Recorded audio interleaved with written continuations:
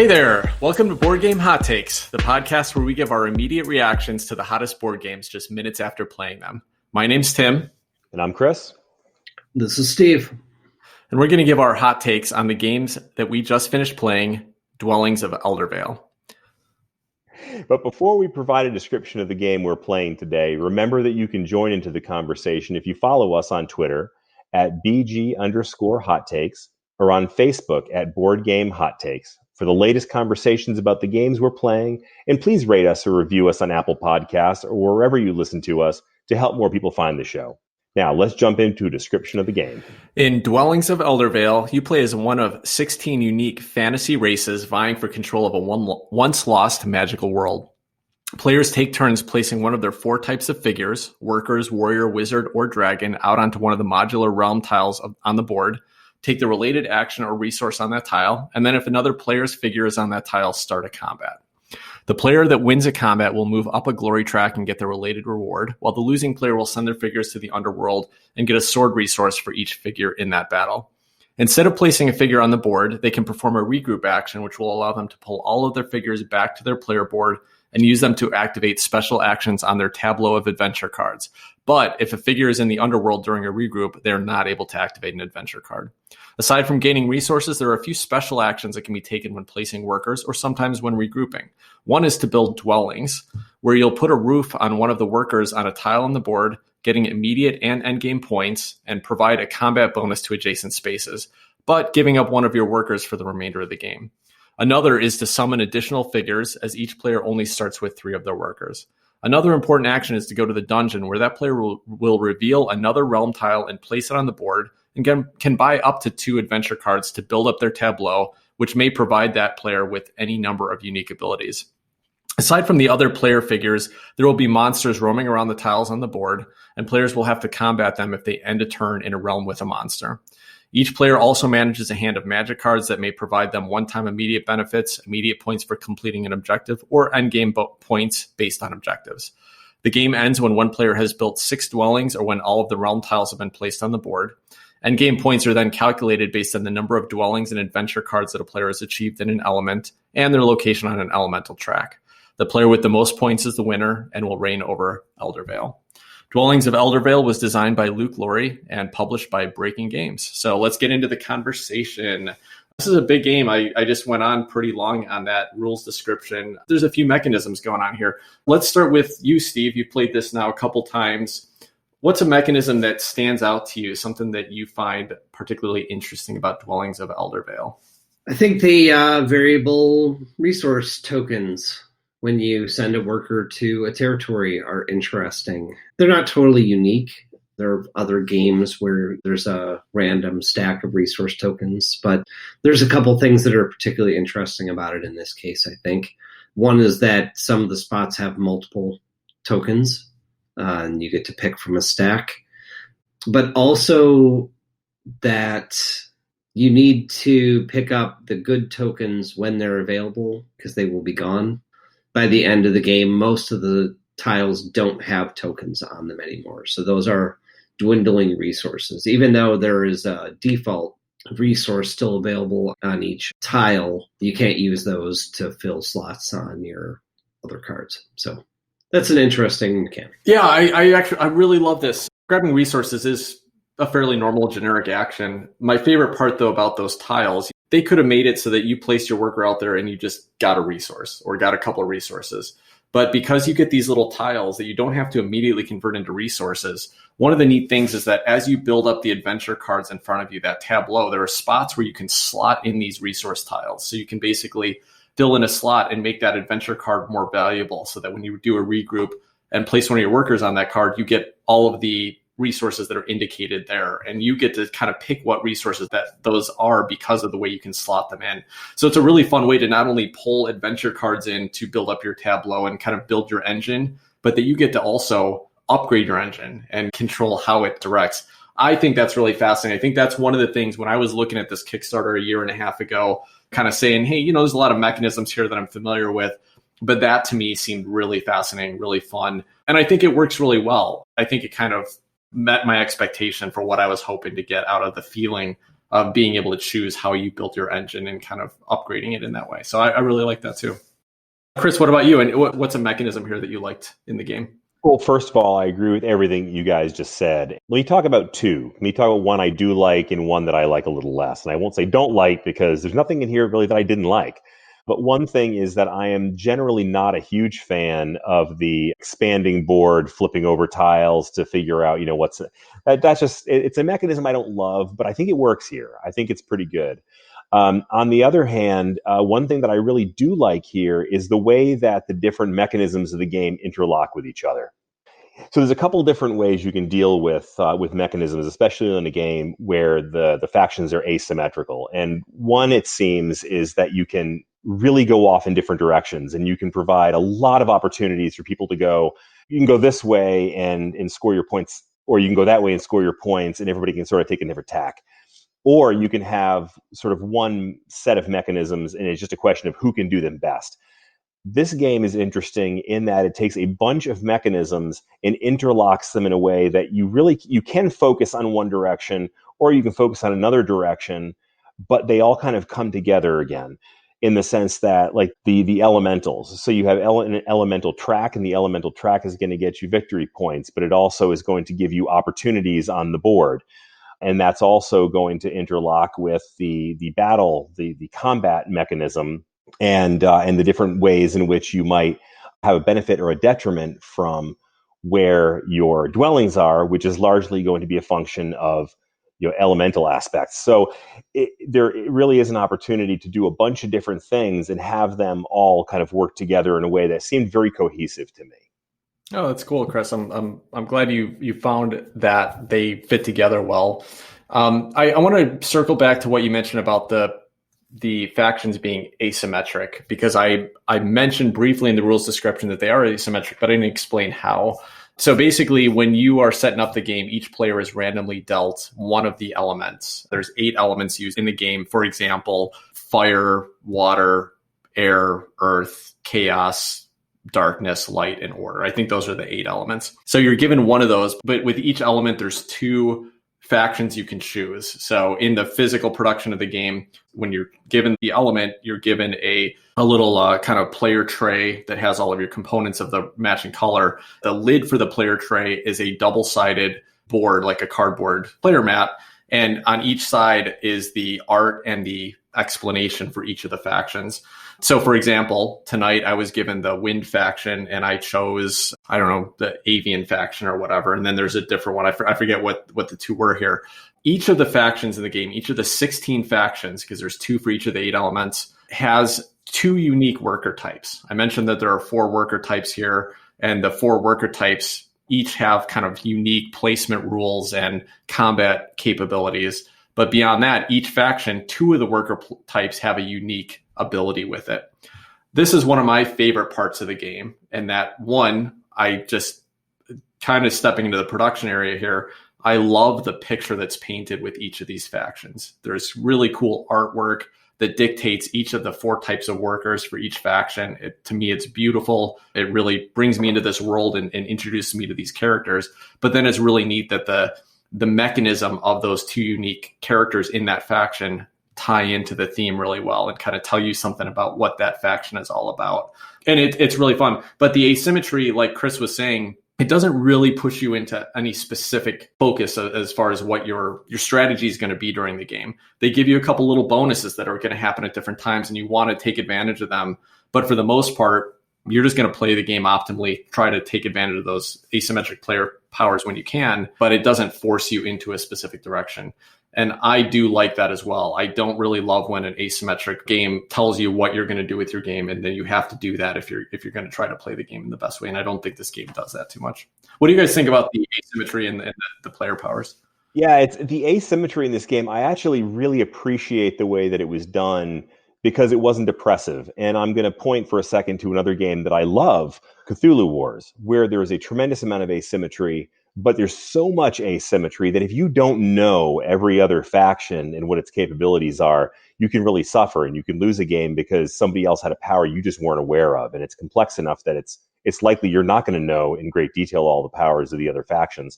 In this one, there's enough difference to make it interesting, but it's something that it's relatively easily understandable from player to player what their capabilities are going to be. Now, I say that with the caveat that I played a faction today and spent the entire game without actually using one of my faction's benefits. So you got to pay a little bit of attention, but it's not. It doesn't beat you down with the asymmetry. You didn't even need it though, Chris. You won without even remembering to use your faction's ability. So I wasn't going to say that. I think the asymmetry in the factions is interesting, but honestly, there's already enough randomness in this game between something I'll talk about later, and all the randomness in the cards, both the spell cards and in the adventure cards, and in the random play, the randomness of the dungeon tiles. There's just already so much randomness. I'm not sure it's necessary to have to deal with one more random thing each time. It's fine though. I mean, it's fine. I think they might have gone a little bit overboard. Sure. Agreed to disagree, Steve, because I love the player faction abilities. That's one of my again. I mentioned that's one of my favorite things, but fair enough. I hear what you're saying. What you're calling randomness, I'm calling variability and replayability in the game. Makes you want to explore. To me, that makes me want to explore and come back. And I've played the game like 11 times now, and that means that there's still 5 factions that I haven't even had a chance to try and see what I could do. But for people that don't want to play it 100 times, it might just be adding a little bit of complexity that's not necessary. Let me wax philosophical here for a minute on this, because this is something that I've put a lot of thought into. It's that there's a lot of kind of a through line with a lot of these sort of geeky pursuits like the ones that we're talking about right now. And I think the thing that I've come across is that it's all about story, right? And I love talking about theme. I love talking about the story behind a game. And that's what the asymmetry does here. I think it gives you a little bit of difference so that there's a story behind each of your factions. There's a reason why they have these benefits. And it just adds that little bit of extra something that I think makes it a better story and makes it a more fun game to play. Yeah, I agree with that too. I agree with that. And Steve, I think if you were going to cut some of the randomness out of the game, if that's where you felt it was important, I think that the asymmetry in the factions is what gives it some flavor and some story that I really appreciate. And I like exploring and trying to use those in a specific way. Now, I want to jump into another thing here that I don't love about this game. And I should give a little background. If you've been listening to the podcast, I have been talking about how excited I am about Dwellings of Eldervale for months. This was what my number one most excited, the Kickstarter I was most anticipating receiving. I've been talking about it on some of the upcoming gaming things I want to do. So this is a game that I was really excited about. Probably I had the most anticipation for this game of any game that I've ever bought or received or picked up or played or anything like that. So pretty high expectations. There's one part about the gameplay here that let me down. And that is that I feel like there's a couple key elements of gameplay that are not very fun or exciting. And number one is that most of the worker placement you're doing, which is most of your actions, you're just getting resources. And the resource tiles do make it somewhat interesting decision. The fact that there are worker placement restrictions based on once you place one worker, you have to place others associated with it. That gives it a little bit of a puzzle. So you kind of have to plan out your turn. So it makes it just slightly more interesting than, for example, Lords of Waterdeep, where you're just placing one worker to get, a couple of resources of a color, but just barely. Unfortunately, I think it kind of grates on me a little bit after playing a 2 or 3 hour game of this, where a lot of the actions you're taking are just not that interesting. As a whole package, I still really enjoy it. And we'll get to the combat in a second. I want to say that one of the things that to me actually brings back a lot of the excitement is the fact that after you take that action, then you get an epic, exciting combat moment. Steve may disagree with me here based on the way some of the combat rolls went tonight, but no. But to me, that is unfortunately. So let me go back. Let me just compare it. If you listen to our podcast on Dune Imperium last week, which was also a worker placement game, one of the things that makes that game really fun and interesting and fresh to me is that almost every worker placement spot on the board did something different and unique. So the decisions were actually really interesting. Here, it's typically the decision is I'm going to go to a place that I want to dwell later, or that it happens to have a double resources on the token instead of a single resource. And so just not super fascinating. I don't think that's a problem with the game. I think the game has so much going on. You couldn't make it too much more complicated when choosing what your action spaces are. After playing this now 10 or 11 times, 2 or 3 hour games, it's not not that interesting of a decision that happens over and over again. And then the other thing, the one other fault I have with the game, and the one other thing that I think has kind of given me some pause in calling this game one of my favorite games this year, is that the other big action that you have to take, it's one of the main scoring mechanisms, is the dwelling piece of it.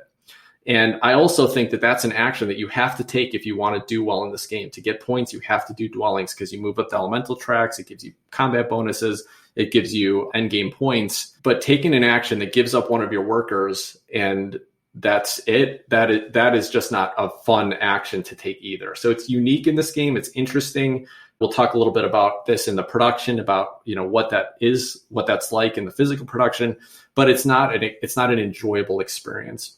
I'm interested in your guys' thoughts on that as well. I want to mention one more thing though, and that is that I follow Luke Laurie, who's the designer of the game, on social media, and he has been posting some comments that he may be play testing some new expansion material for the game. Now, I'm going to speculate here because he posted a little bit of a rough picture of a like him playing the game and saying, hey, we're testing some stuff out today. And what it looked like to me, I could be totally guessing here, it could be totally wrong. What it looked like to me, though, is potentially a little extra player mat that has your dwellings on it. And then when you remove a dwelling and place it on your worker, it gives you an ongoing ability. Okay, if that is the case with an expansion, that will fix this for me. The idea that that's part of the engine building and not just a forced thing you have to do, I will love that. So I do think that an expansion could fix that part of the game for me. But for right now, it is preventing it from being an actual like super fun experience throughout the whole game. So what do you guys think about that? Both the dwelling and just kind of the regular actions you're taking. I'll comment on that. I definitely have some feelings about it, mixed feelings for sure. And it's like this whole game, it's like almost every aspect of it. And that's why it's interesting to some extent, but I have mixed feelings about a lot of things in this game. The dwellings are high on the list. You're right. It's not a fun action. You work really hard to get those workers and you need them and you have to give them up. And it's painful, and other than the minor combat bonus that you get, it doesn't help very much. This game, I had, from the beginning of the game, I had the prophecy for building dwellings, and I was trying to build dwellings, and I started at the very beginning of the game building dwellings, which hurt me because I'd lost those workers, and I didn't get enough dwellings to even trigger the lowest bonus on the prophecy. So, yeah, there's some problems there. Yeah, but Steve, in all fairness, though, it's only because you couldn't seem to keep a single worker on the board. They kept going to the Emerald. Right. Every time I had the opportunity to build a dwelling, I didn't have a worker left to build them. But part of that is because I had already used 3 of my workers to build dwellings. Yeah. So it's really hard to get that 4th and 5th built. But yeah, but also I agree that it would be super fun if it contributed to the engine building, which it doesn't really at this point. Yeah. Now, one counter to both what you're saying and what I said as well is that, yes, you have to give up a worker to do it, but it's super easy to recruit new workers in this game. There's a lot of opportunities, and also it's fun to recruit those new workers because you can get different types compared to a different worker placement game where your workers are so critical. This game, it's pretty easy to replace them. So it's not quite as bad as it could have been, but yes, totally. I'm on board with you on that. What about you, Chris? What do you think about that element of the game? I mean, I got to disagree with you guys a little bit on that one. I actually thought it was a very satisfying action because that's how you sort of assert your presence on the board, right? I mean, you're putting your dwellings down, and that's what ends up getting you a lot of end-of-game scoring. And I mean, maybe it's just because I rocked it, but it felt like it worked out pretty well. I mean, I felt like I built my dwellings and I got points for it. So that didn't hurt too bad. We know you like to assert your presence. Now let me say that the thing I do have kind of an issue with, and this is a very minor issue, I'm not something to make a big deal about, but it's that as a concept, it struck me as just slightly cheesy. It's like we need a quote unquote theme for the game, and it's the Dwellings of Eldervale, and so we have to build dwellings, and it just, I don't know, that to me just seemed a little bit cheesy. But on the other hand, I actually found the gameplay aspect of it to be pretty satisfying, and I think if they do what you said and make it so that's part of an engine building process, I think that would make it even better. I don't think it was bad to begin with, but I think that would be an improvement. Yeah, I hope I actually have that right, or and I have no inside information here, so if I got it right, it's not a spoiler. But I also hope that I'm not spreading a rumor that disappoints people when the expansion content is released. But that's just what I gleaned from the little bit of a picture I got. I would love it, though. I think that would make it an improvement. And if they're not doing it, maybe they should be doing it. Yeah, Luke, do you hear that? Everybody wants the dwellings to be part of the undead building.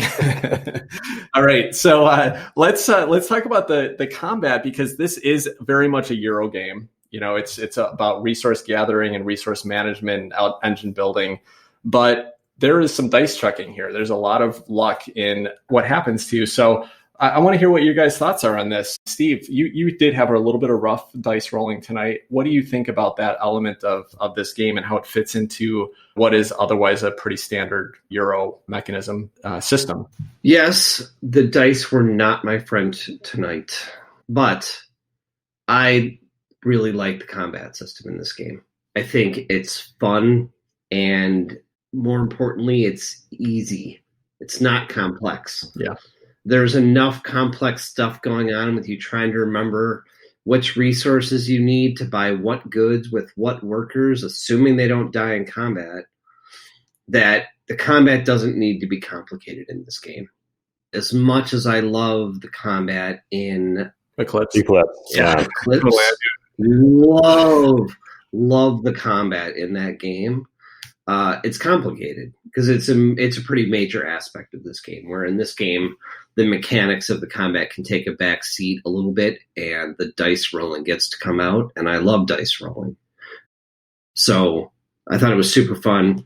I mean, your dice tonight were so hot, like so hot, but I love the mechanics, and I love dice rolling, and it's easy to understand. It's actually fun. It's one of the fun parts of the game. Yeah, Chris, I want to hear your thoughts too. I want to mention a couple things there. First of all, my dice were hot. I rolled so many 6s and 5s in this game, and I took second place. Rolling amazing, winning combats is not going to win you the game. For people that are more Euro players and don't like random combat decisions, it's here, but it's not going to dictate your game. You can play around it, and it's also not that impactful. So just to get into that a little bit, basically what happens is when you end up taking a space that somebody else is in, a combat's going to ensue. And there's a few ways to kind of add different workers in there and add swords to get more dice or whatever. But basically, both players are going to roll dice. The person who's defending is going to roll however many dice are equal to the power of his forces in there. The person that's attacking is going to do the same thing. And it's a max of 6 dice.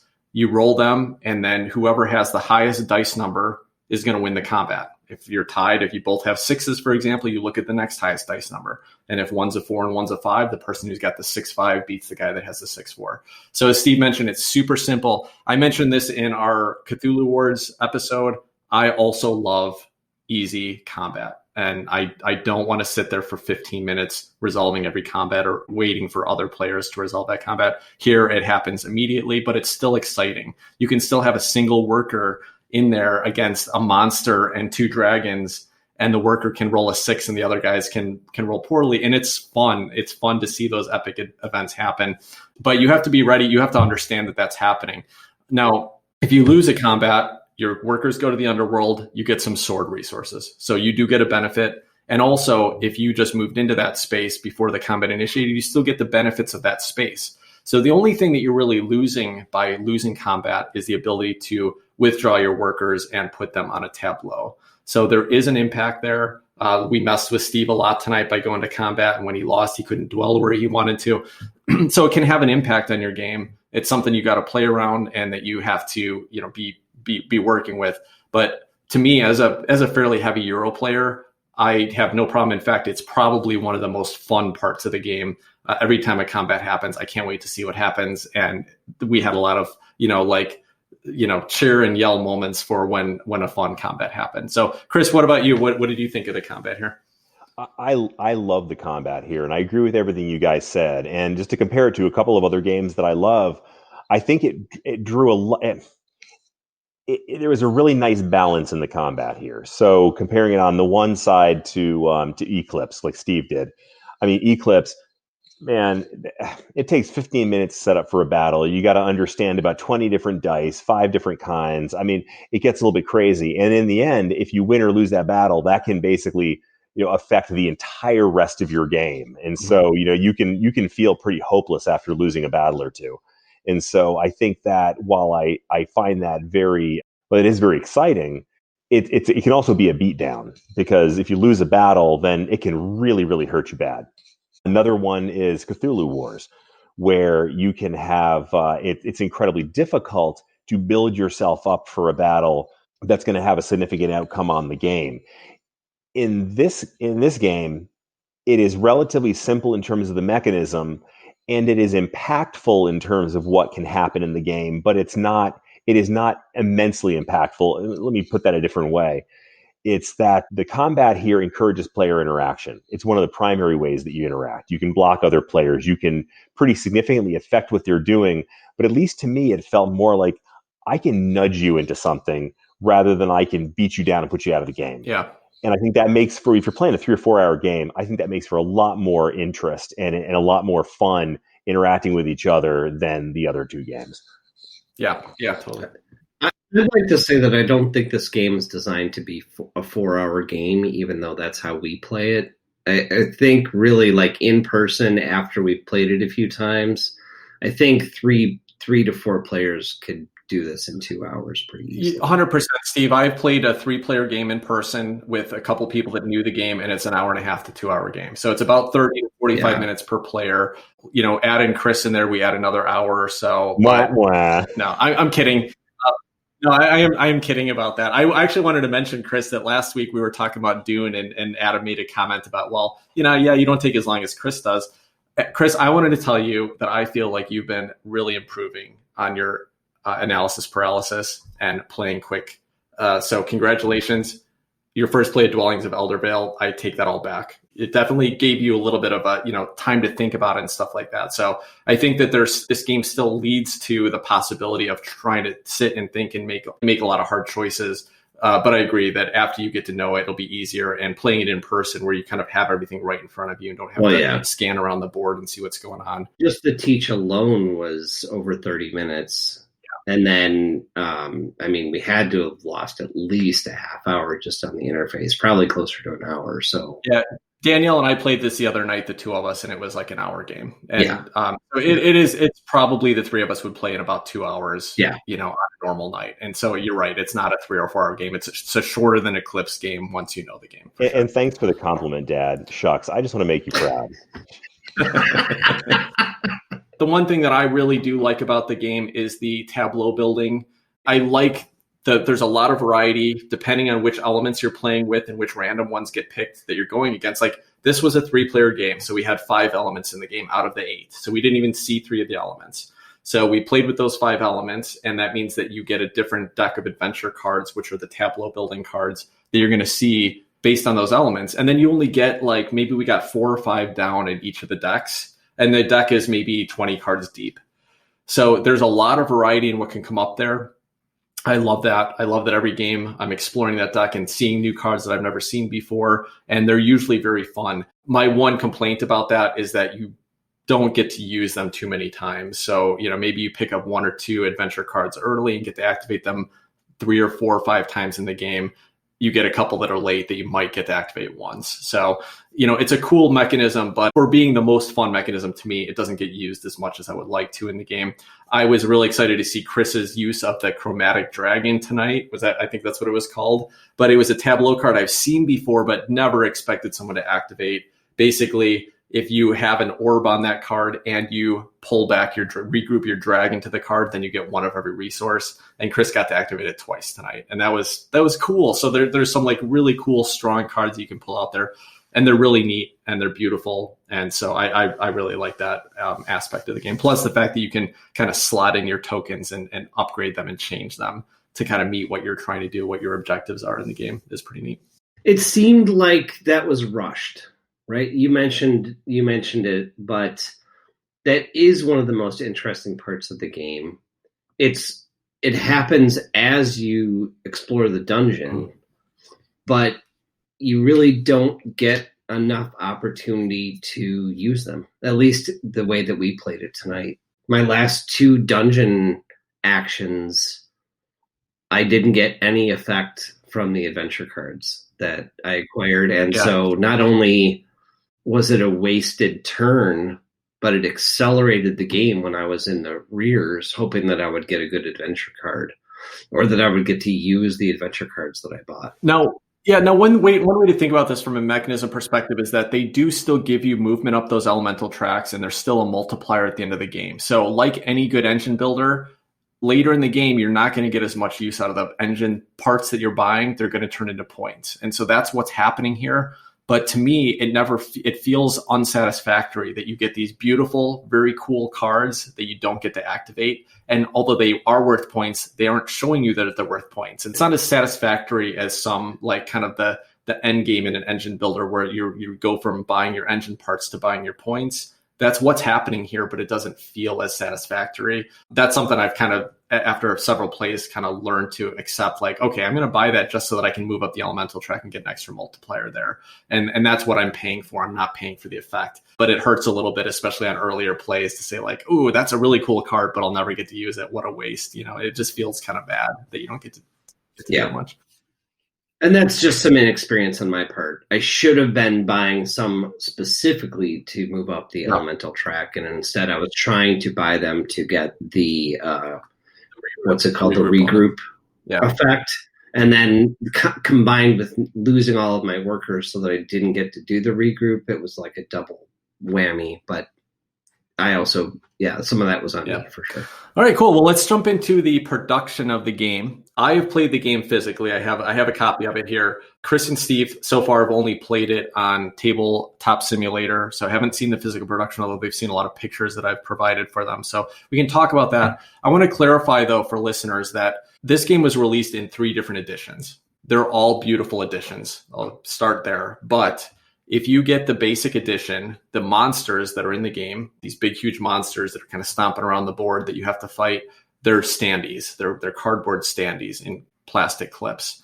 If you get the deluxe edition, those are all big, huge, beautiful colored minis. The colors match the elementals. So, if you like minis, significant difference there to go to the deluxe edition. They also changed the cardboard shits into wooden shits. That's mostly what's different. And then I got the legendary version, which has all the upgrades of the deluxe, but it also has an extra 8 monsters, 1 additional for each elemental. There's also some little minor expansion content there in them. The production is great on all 3 versions, but I just want to clarify, we're going to be talking, or at least I'm going to be talking from my experience about the legendary edition, which is the highest tier version of it. And what we played with on Tabletop Simulator is a scan of, I think it's the basic version because it just has the standees and it only has the 8 monsters there. So that's what you guys played with tonight. It's a little bit of difference there. So let's talk about the production. Chris, you're a production guy. What do you think about Dwellings of Eldervale from what you've seen so far? I think it's absolutely amazing. And again, I'm saying this with the caveat that I've only played the online version, but the art was beautiful. I mean, the art was really, really intense. I love the way it looked. I love the fact that you have a lot of big minis that you actually get to use. I think that's one of the nice things because there's plenty of games like I have, the Cthulhu Death May Die, where there's a ton of good minis, but I'm not going to use 90% of them, probably 90% of the time. Mm-hmm. And so this one, you really do get them out on the table. And I think that makes it seem, that looks really fun to me. This is a game where looking at the graphics and the production of it, I kind of wish that I had backed it now. So I may steal your copy someday. But I would love to get this. Every once in a while, a game comes across, and I'm just like, even if this game is terrible to play, I just want to own it for the production value. And this game seems to have all the production value and a lot of gameplay elements that are really enjoyable as well. And that's a pretty sweet package. Yeah. I want to go back to the art that you mentioned, because that is one of my favorite things. I mean, there's a lot to be said about the production here. I just love the art. I love the faction board art. I love the adventure card art. My understanding is that they hired, I think, 8 different artists, or maybe it's 7 or 8, but mostly they had a different artist do each of the elements. So one artist would take both sides of the faction board and they do all the cards with that. So there are 8 different artists here, but it all fits so well together. They're all bright, colorful. They match with their factions. They feel like they all fit within the same world, and they're beautiful. Like, oh man, looking at one of the faction boards where you've got, for every faction, you've got a dragon, a wizard, a warrior, and some workers. And it's so cool how they've translated those 4, roles into the different races or species that are out here.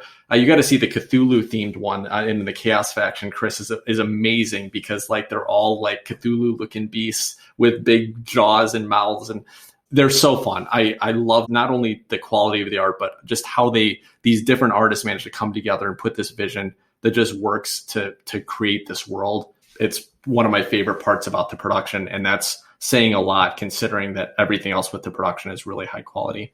Steve, anything that stands out to you from a production perspective? Well, playing with the online version, of course, I didn't get to experience the physical components. So the main impact that I saw in the production was, again, the art. I don't want to be repetitive, but it's beautiful. I love the color contrast. It reminds me of some of the really good Magic the Gathering art.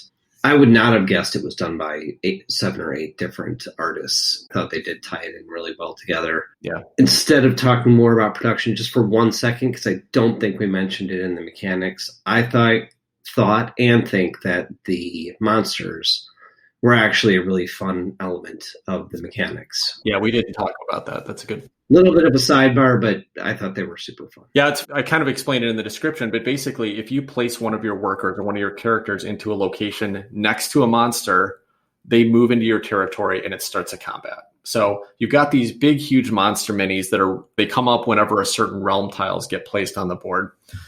And you're going to end up running into them, but each of them also has a unique ability, which is pretty neat. Some of them are positive abilities. Like one of them had an ability that if you placed a worker in that space with it, you'd get a victory point and you don't have to go to combat with it. Another one had an ability where when he's on the board, if you went to the space where you can get magic cards, you get 1 extra magic card. But most of them are negative abilities. Like when he moves into a realm with a dwelling, you're going to lose a resource or a victory point, like he's burning up dwellings. So there's a lot of variety in what the monsters do when they're out on the board, just in general, but also when they interact with you. So yeah, it's cool. It just adds one more piece of variability into the game, that every time you play, depending on the elements you're playing with, and if you've got the legendary edition with the multiple monsters per element, you could just get random monsters up, and that's cool. So yeah, thanks for calling out, Steve. I also think that even if you just have the basic version with the standees instead of the minis, they have beautiful artwork for the monsters. So even just having the artwork wandering around the board is still cool. It's not as cool as big plastic minis to me. I think it's still really nice production. And hey Tim, cool. talk about the sound. Oh yeah, yes, thank you. Because I have not seen it or heard it, but I know of them. Yeah, so if you've got the legendary version, it's so gimmicky. But the legendary version also came with colored sound bases for each of the monster colors, for each of the elements. So basically 9 sound bases in the box, 8 for each of the different colors of the elements, but also there's a gray one because there's some expansion monsters that come in the box too that you can play with. Essentially, though, what happens is that there are these little sound bases that you put the minis on. So basically, as soon as you put the mini down in the space you're in, it makes a noise. It growls or it howls or it whatever sound that monster is supposed to be making. It was a blast to play with the first couple times. It tells some fun stories. It gets really obnoxious after a couple plays to me. So, I won't play it. Like if me and Danielle are just playing it, I'm not going to put them on there. But if we all got together for TimCon sometime next year and we got this out, we are absolutely going to put the sound bases on there. And it's a blast to just like, this monster comes in and just growls at you when it comes into your territory and you start a combat with it. So very gimmicky, cheesy, still enjoyed it. It's completely unnecessary, but a fun little add-on into the game. The one other thing that I think is really important to call out in the production here, and this is with all the versions, is that game trays made the best storage solution I've ever seen in a game here. Every player faction has their own little game tray. So all of your different workers are placed in there. There's slots for each of the different resource types, and it tells you that you can have a max of 5 in each. It's printed into the little tray. There's slots to place your 4 little resource tokens. There's places for all the dwellings to go in there. So when you start the game, if somebody's got the blue faction, for example, the water faction, you just hand them this one game tray. They take the lid off, which is the player board. All the pieces are perfectly laid out in there. I have mine set up so that everyone starts with one of every resource, but gold. So I just have mine set up so that there's one resource in there. So we can literally get this game set up, which is a lot of setup and a lot of variability. I can set up in about 5 minutes because these game trays are amazing. The adventure cards have their own little game trays for them so that they're all placed in there with the starting card on the top. So once you randomly pick your elements, you flip over the top card of each element you're playing with, and you're all set to go. The resource tokens that go out on the hexagon tiles as they come out, they're set up in little stacks of 3 all underneath the adventure cards within those game trays. So if I put the game away right the last time I played it, when we set up, all I have to do is place the hexagons out and grab a little stack and put one on each hexagon tile. It's awesome. It fixes the potential challenges of trying to set up a game like this. It does it so amazingly. Those are kind of my big call-outs, I would say, is I just love the art. I love the game trays. Every other aspect of the production is beautiful too. Screen printed meeples for all the different character types. I got some deluxe updated screen printed resource tokens. So they're wooden screen printed resource tokens. There's a screen printed of the resource little, the square tokens as well. It's just off the charts, amazing production. That's my take on it. Any other thoughts, you guys, on production? I can't wait to see the actual production. It was nice that the meeples were distinguishable from each other. Some of the games, it's kind of hard to tell which meeple is which, and I thought they were pretty easy to tell apart, so that was nice. Yeah, cool. All right, sounds good. Well, let's jump into the next question, which is, do you guys have any any memorable moments of the game tonight that stood out to you? So, Steve, why don't you start? Anything that stood out to you as far as a moment? Let's tell the listeners what playing the game feels like. There was a lot of ups and downs, for sure. I found a lot harder to play with 3 players than I did with 2. Yeah. The first time we played with 2 players, you could kind of predict a lot better what was going to happen. If your opponent didn't have their wizard and their dragon wasn't within 2 spaces of you, you could pretty much do whatever you wanted to. With 3 players, it's not like that. Pretty much every time I tried to put a worker down so that I could build a dwelling, somebody attacked me. It was exciting. I like the combat part of it. I imagine it's even crazier with 4 players. It was pretty chaotic. So, spend 15 minutes devising a plan and setting up your workers and, building your tableau so you could have 5 or 6 actions during your regroup phase, and then 5 of them are dead. It's there's a lot of ups and downs. All right, I'll go next. I definitely had those. I mean, there's a lot of player interaction here, and it's not just the combat, but it's the fact that there are restrictions on where you can place workers. So there would be several times where I'd be like, okay, I could go here first, get some extra resources, and then when I go here to the dungeon space, I could buy 2 cards instead of 1 card. Except then Steve comes in there and takes that dungeon space, and he gets rid of one of the adventure cards that I was going to take. But also then I have to go to combat with him, which means I'm not going to be able to do as big of a regroup action if I lose the combat. And I did on that case. So you definitely, it's good from a worker placement perspective. And it kind of, I was talking about how the actual basic action you're taking in worker placement is not that interesting, but there are still tough decisions because even though there's a lot of different resource tiles you can get on the board, maybe they don't matter that much where you're going. You still have to really decide what's the most important thing right now, because if I don't do it now, someone else can definitely mess up my plan in a couple different ways. So there's a lot of great interaction in the game. And I can see how you felt frustrated, Steve. You didn't complain about it or anything like that, but I've also heard some people complain about that.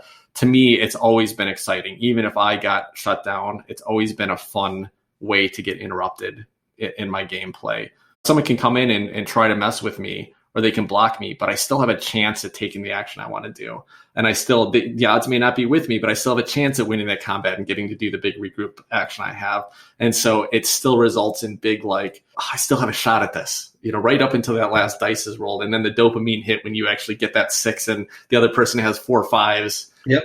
It's just, it's fun moments, even when there's a lot of interaction and people getting in your way. So that just seems to happen over and over again in this game, where you're just constantly stepping in each other's way and getting in other people's ways. And to me, that's all pure fun. What about you, Chris? Any big moments that stood out to you tonight?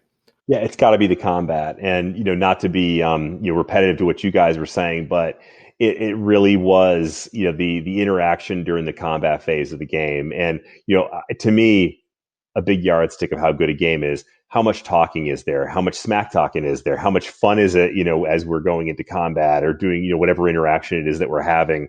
And this one I thought was terrific because there's a lot of it. Combat happens all the time, and it's consequential, but it's not deadly. So if you lose a fight or two, I don't hate you. I may be really irritated at you, but I'm not going to hate you to death. So that that makes for a good fun interaction throughout the game, and I love that. I thought that was great. I look back at a bunch of the battles that we had and thought that they seemed like a ton of fun, and I almost wanted to jump in there and like have another battle just because it was such a blast, especially against Steve. There are some things that push you to battle, like, the glory track, getting that bonus for winning a battle, but also that there's a little bit of a race element in the glory track, because the first person to get up to certain elements are going to get orbs. And like Chris and I were kind of fighting our way up the battle track. So sometimes I wanted to go to battle just to hopefully get ahead of Chris up the glory track, even if I wasn't going to benefit me in other ways. And then there are a lot of the quest cards are going to be about, hey, if you go to battle with this, if you lose battle, then you're going to win a quest. If you go to battle with, we didn't see it tonight, but there's a card that says, if you win a battle against a monster with 1 worker, then you win a quest. And it's fun. It kind of pushes you into battle even more to do things that you wouldn't normally do, because it's not necessarily the best thing, but it's going to be really exciting if you win it and you get that few extra points for it as a bonus. So to me, it's great that the game really kind of provides that field and the mechanism to do it, and then coaxes you into saying, go have fun and enjoy what you're doing here. All right, cool. So last question. Would you guys request to play this game again? Chris, what about you? Yeah, absolutely. I would love to play this game again. I think the only thing that I would have any concern about is, I don't remember which one of you mentioned it, but there is some limitation on the types of actions that you can do as you put your workers out there. It's basically gathering resources. And I can imagine there might be a point where after a few games of this, I'm starting to get a little bit tired of that, but I'm not sure. There's a lot of other things happening too, and I certainly want to keep trying it and find out if that's an issue or if it's just going to stay just as fun as it was tonight. Yeah. Okay. I was the one that mentioned that, so I'll jump in here. So this is a game that I was, like I mentioned, probably the most excited of any game that I've ever been looking forward to. I've had a good time in every play I've had. I'll definitely be requesting to play it again, but it's not as hot for me as I was hoping it was going to be. And it's mainly that element. It's that some of the things you're doing in the game repetitively aren't particularly fun activities. So when I get done with the game, there are a lot of exciting stand-up cheer moments, usually with the battle, or when you pull off a cool adventure card combo or whatever. But there's also a lot of moments in the game where, oh, I just thought about that for 5 minutes to feel the best solution to my puzzle, and then I just took 1 resource. There's an element of the game that it feels like it's just slightly lacking. And again, I don't think that it's a bad design. I think that you don't want to put too much more into a game with all the stuff that's going on here.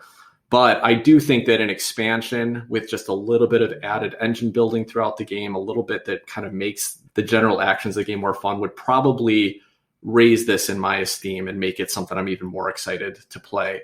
That said, I'll be asking to play it again. There's actually a great solo mode in this game. So if you do like to play games solo mode's a lot of fun. It feels just like playing against another real player. And I'll be definitely exploring that some more. But I just can't wait to see more adventure cards and play with more of the different factions and try them out. So I'm still looking forward to the game. Not a perfect game to me. Still has an opportunity from an expansion to grow on that a little bit. What about you, Steve? Would you request this game again? And it's getting harder by the week to say whether I'd request a specific game, right? Because that means I don't get to request a different game, So in the world of unlimited gameplay, yes, I would definitely request this game again. Okay. I think there's a lot I haven't figured out the strategy yet. And that's part of the fun thing of a game, is figuring out some of the optimal strategies. I'm a little worried that maybe it's as random as it seemed this play. Like the first game, I really felt like, I have a glimmer of how to build a strategy here. But then I felt like that in Dune too, and I was wrong. I'm a little nervous that that you can't effectively execute a strategy in this game with how many random components there are between the dice and the multiple decks and the tiles and the faction.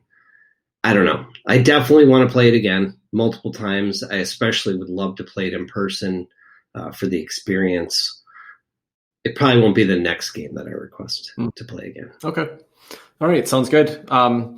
Well, that's going to wrap up our conversation on the Dwellings of Eldervale. Thanks, guys, for playing with me. I've been looking forward to it for a long time. So we'll get into some things we're interested in the world of board gaming right after this.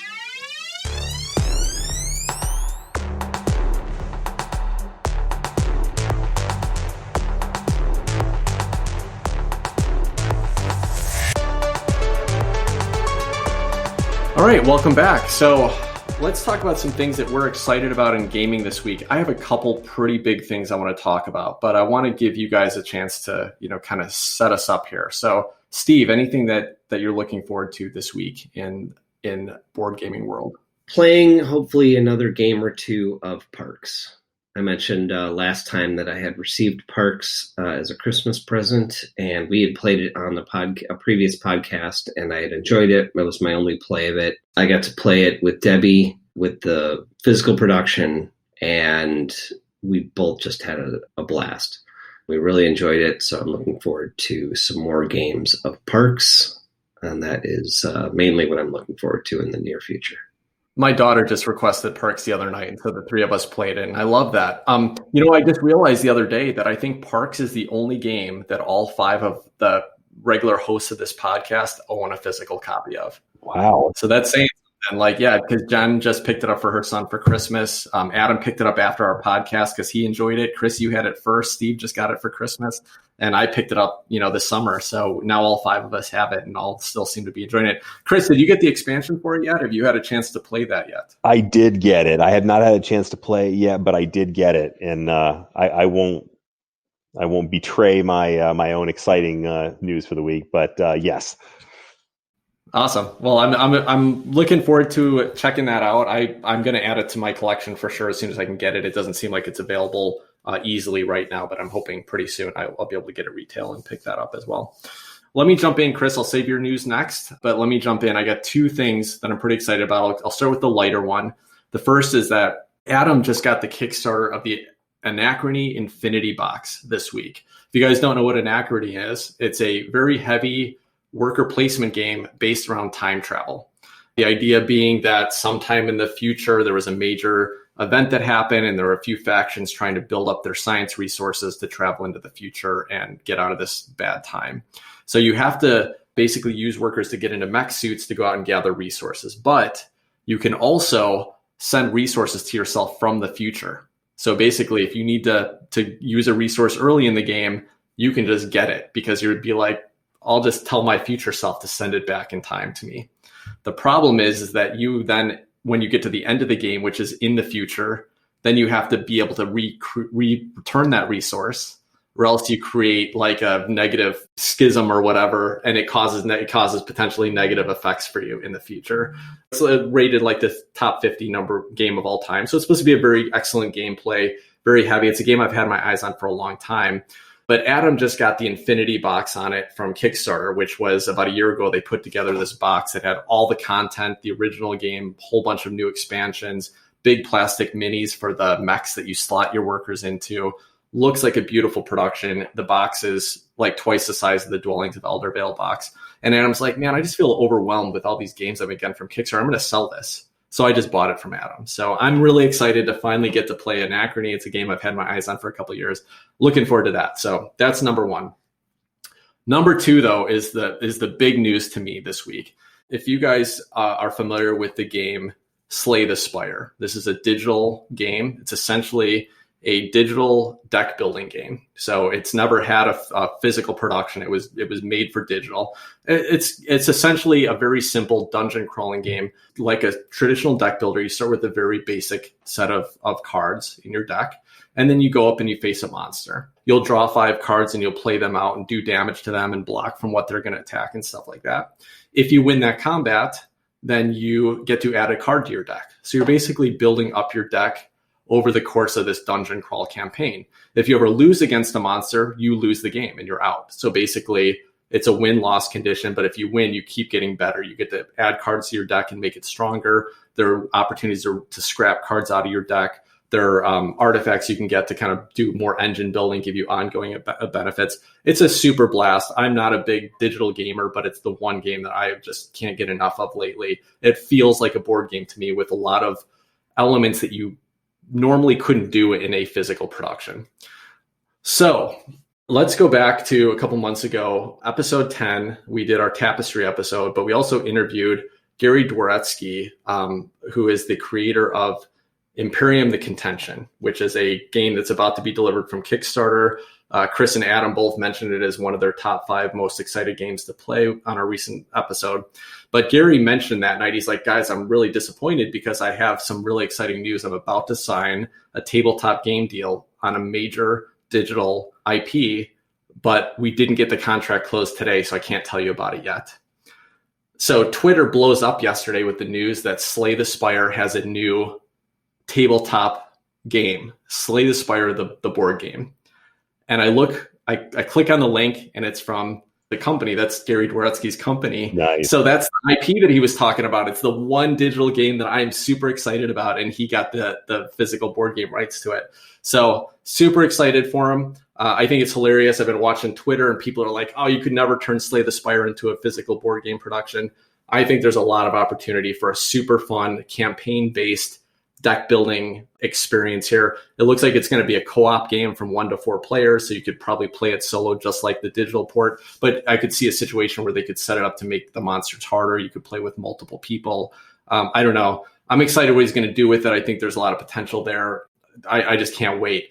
I reached out to Gary yesterday and I said, congratulations, this is awesome. Would love to talk to you when the Kickstarter is up. And he said, yeah, let's do it. So hopefully we'll get a chance to talk to Gary again once he can share a little bit more detail about the Slay the Spire game. I'm really excited about this news and can't wait to see what he does with it, and can't wait to get a physical version of this game that I love so much and get an opportunity to play with it. So that's what I'm excited about. Chris, what do you have this week? Wow, man! After that, I don't even know what to say. No, that's great. I'm excited about that too. That's going to be a blast. For mine's a little bit more run of the mill. It's all games that we all know about already. Last week, of course, or was it the week before? Anyway, Christmas was recently, and I got a chance to finally get, after many, many months, a bunch of Kickstarters that had come due and got shipped to my brother's house in Connecticut because I've been traveling across the country, working my way east. And finally got a chance to get there and get those games. And it was actually funny. He emailed me ahead of time and said, hey, there's a whole bunch of boxes here for you. Can I just wrap them as Christmas presents? And then I'll put random names on them and we'll all just open them up for fun on Christmas Day. And so we did. And so everybody got board games. But I got the Parks Nightfall expansion, which looks like it's going to be super fun. I mean, Parks is just one of those games. You absolutely cannot go wrong with Parks. One of my favorite games of all time. Pendulum, which I have not had a chance to play yet. Tungaroo, which we played a few weeks ago, and I had a great time with. Now I have the physical edition, which I'm very excited to play. And one of my top 5, I think a top 5 that I mentioned a couple times in different episodes is Fossilis. And when I actually busted that out and put that on the table and just played around with a little bit, just the elegance of this cool 3D game. I mean, it is just going to be an absolute blast. Haven't had a chance to really dig into it and play it for real yet, but I messed around a little bit with my 9-year-old son with it, and we had a great time. So I'm really looking forward to digging into that one. But so now I got a whole bunch of boxes that I got to start unpacking and playing. Nice. And that's pretty cool. Nice. That sounds like a great Christmas, Chris. Now, you and Adam both have said that you've opened up the Fossilis box and it looks cool, but nobody's played it yet. So I can't wait to hear from you guys when you actually get a chance to play it, what it's like. I love Tunguru. I can't wait to play that in person someday with you. That was a really fun experience. So that's cool. And Pendulum, which is the latest Stonemaier Games release, is a real-time competitive Euro game. Real time meaning that there's timers, and so you have you have to kind of rush to do things. It looks very interesting. It looks very fun to me. When the pre-order was available for that, I was hesitant to back it because I didn't think it was going to go over well with my wife, and we haven't had a chance to game in person. So I didn't buy it then, and I figured at some point I really want to play this game.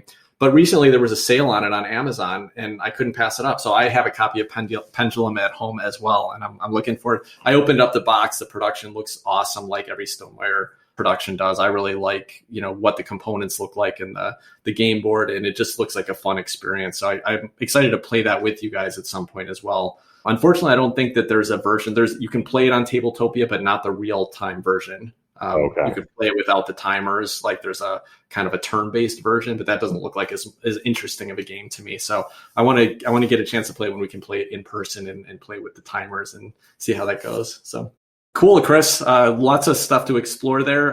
Looking forward to kind of getting back together in person sometime, hopefully in the next 6 months, and maybe we can try some of these things out. In the meantime, I hope you'll have a lot of fun with them. That will wrap up our conversation today. Tell us what you thought of our takes on the games we played today. We'd love to hear from you. Until next week, take care, everybody. Good night, you guys.